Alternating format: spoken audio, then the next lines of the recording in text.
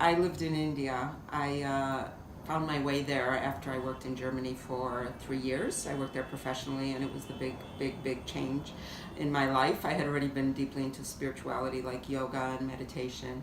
And when I was in Germany, I took a trip to India, and it ended up being a place that I spent a lot of time. And so I discovered all these beautiful fabrics and textiles, but there wasn't anything that really was super nice for a Westerner. A lot of it was too big, and a lot of it was too shiny or too much color.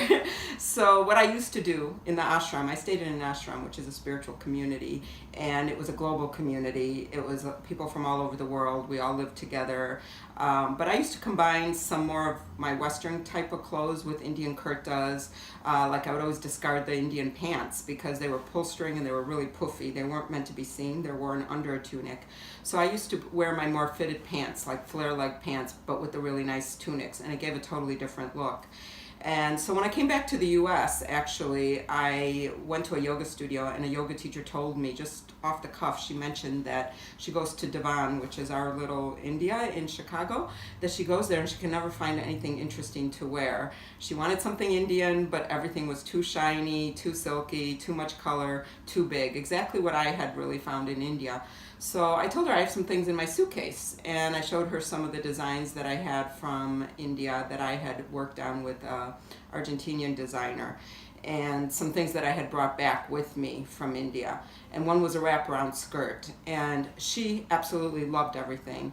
And so I had a vision in that studio at that moment. It was kind of an empty studio, and I pictured all these beautiful skirts if they were reproduced. I only had one skirt in one suitcase coming across the ocean, and then I pictured it really just if I had multiple colors of this skirt, and how it could be in every studio in the US, and how nicely it would look in their window, because their window was really boring. It was just a green sign that said yoga. And I was like, how nice it would be if it had some color and if it had something interesting. I'm a very visual person, so I actually saw and conceived the business idea visually.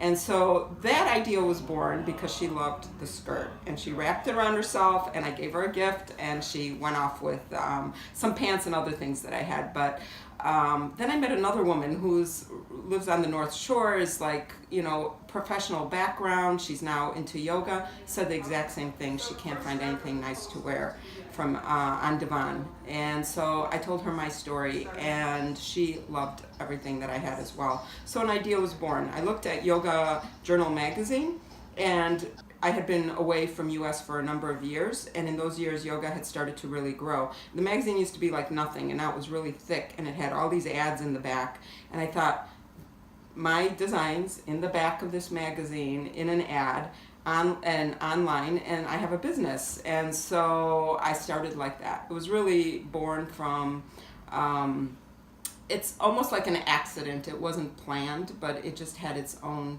life. It felt like it wanted to be born. It was an idea waiting for its time.